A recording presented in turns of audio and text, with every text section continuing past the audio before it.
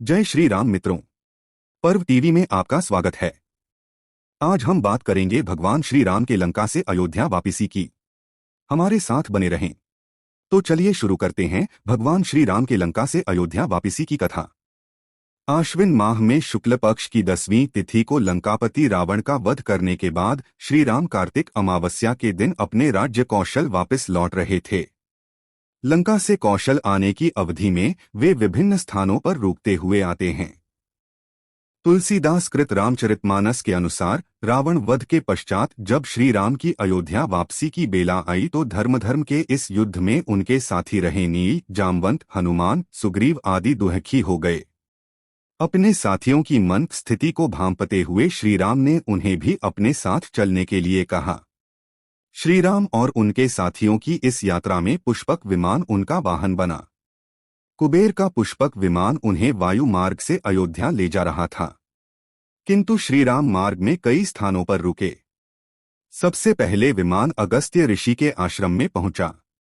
मुनि अगस्त्य का आश्रम दंडकवन में था। इस आश्रम में उनके साथ कई अन्य मुनि भी रहते थे। तुलसीदास जी इस संदर्भ में लंका कांड में लिखते हैं, तुरत विमान तहां चली आवा, दंडक बन जहे परम सुहावा, कुंभजादि मुनिनायक नाना, गए रामु सब के अस्थाना। दंडकवन पर पड़ाव डालने के बाद श्री राम का पुष्पक विमान चित्रकूट में उतरा। अपना इंतजार कर रहे मुनियों को संतोष दिलाते हुए श्री राम ने वायुमार्ग से यमुना नदी के ऊपर से उड़ान भरी। सकल ऋषिन्ह सन पाई असीसा, चित्रकूट आए जगदीसा, तेहे करी मुनिन्ह केर संतोषा, चला विमानु तहां ते चोखा। लंका कांड रामचरितमानस। अब वो प्रयागराज में गंगा यमुना के संगम के समीप पहुंच जाते हैं। यहां से वो गंगा मां को प्रणाम करते हैं और सीता जी को संगम का महात्म्य समझाते हैं। इस बीच उन्हें अपनी राजधानी अयोध्या के दर्शन भी होते हैं। पुनि देखो अवधपुरी अति पावनी, त्रिविध ताप भव रोग नसावनी। लंका कांड रामचरितमानस। अब उनका पुष्पक विमान प्रयागराज में पड़ाव डालता है। यहां पर त्रिवेणी में स्नान करने के उपरांत वो बंदरों और ब्राह्मणों को भोज भी कराते हैं। पुनि प्रभु आए त्रिवेणी हर्षित मज्जनु कीन्ह, कपिन्ह सहित विप्रन्ह कहु दान विविध विधि दीन्ह। लंका कांड रामचरितमानस। यहां से भगवान श्री राम ने अपने आगमन की प्रथम सूचना अयोध्या संप्रेषित की। जासु बिरह सोचो दिन राती, रठो निरंतर गुण गणपाती। रघुकुल तिलक सुजन सुखदाता, आयो कुशल देव मुनित्राता। लंका कांड रामचरितमानस। इसी दौरान श्री राम ने भरत को अपने आगमन की सूचना हेतु हनुमान को आदेश दिया कि ब्राह्मण का रूप धारण करके नंदीग्राम जाओ। रिपुरन जीती सुजस सुरगावत, सीता सहित अनुज प्रभु आवत। सुनत बचन बिसरे सब दुखा, त्रिशावंत जिमि पाई पीयूषा। लंका कांड रामचरितमानस। इसके उपरांत श्री राम भरद्वाज मुनि के आश्रम पहुंचते हैं। यहां से पुष्पक विमान गंगा के दूसरे छोर पे पड़ाव डालने हेतु उड़ान भरता है। यहां पर श्री राम अपने प्रिय मित्र निषाद राज से मिलते हैं। सीता गंगा की पूजा अर्चना करती है और आशीर्वाद ग्रहण करती है। अब विमान अयोध्या के लिए उड़ान भरता है।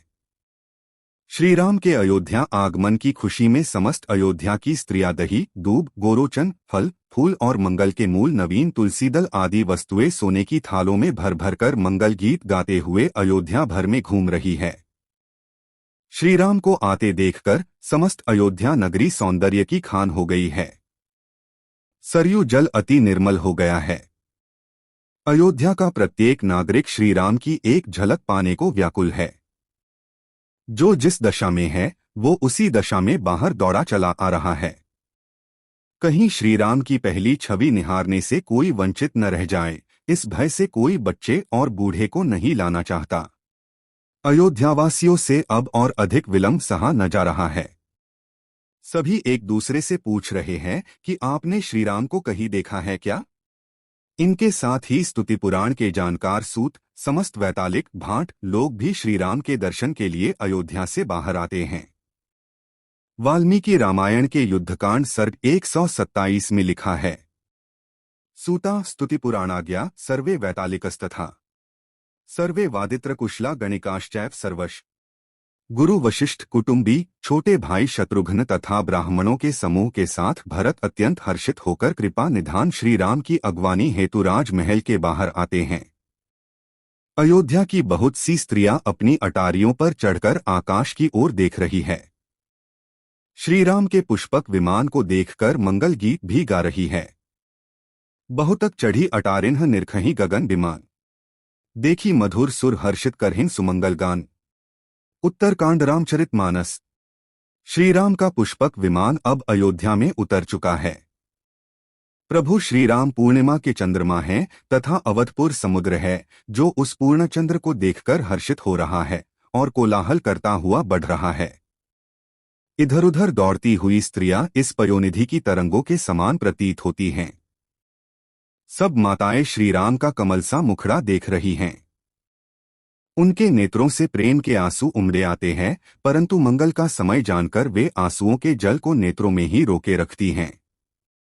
सोने के थाल से आरती उतारती हैं और बार बार प्रभु के अंगों की ओर देखती हैं।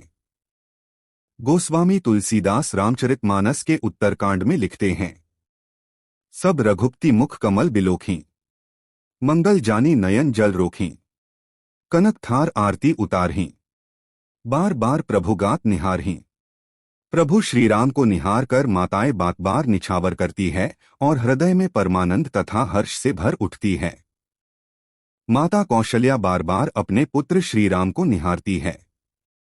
सर्वप्रथम श्री राम ने अयोध्या की पावन धरती व गुरु वशिष्ठ को प्रणाम किया। इसके उपरांत मां कैकेयी, मां सुमित्रा व मां कौशल्या से मिलकर वो महल की ओर चले। सुमन दृष्टि नभ संकुल भवन चले सुखकंद, चढ़ी अटारिन्ह देखे नगर नारी नर बृंद। उत्तरकांड रामचरितमानस। श्री राम के आगमन के अवसर पर अनेक प्रकार के शुभ शकुन हो रहे हैं। आकाश में नगाड़े बज रहे हैं। अयोध्या के नगर के पुरुषों और स्त्रियों को सनाथ दर्शन द्वारा कृतार्थ करके भगवान राम महल को चले। इस पावन बेला पर अवधपुर की सारी गलियां सुगंधित द्रवों से सींची गई हैं। गजमुक्ताओं से रचकर बहुत सी चौकें पुराई गईं। अनेक प्रकार के सुंदर मंगल साज सजाए गए हैं और हर्षपूर्वक नगर में बहुत से डंके बज रहे हैं। नगर के लोगों ने सोने के कलशों को विचित्र रीति से मणिरत्न आदि से अलंकृत कर और सजाकर अपने अपने दरवाजों पर रख लिया है। सब लोगों ने मंगल के लिए बंधनवार ध्वजा और पताकाएं भी लगाई है। इसके साथ ही समस्त अयोध्या नगरी को दीपों से सजा दिया गया है। दीपों से सजी अयोध्या नगरी दीपोत्सव अर्थात दीपावली मना रही है।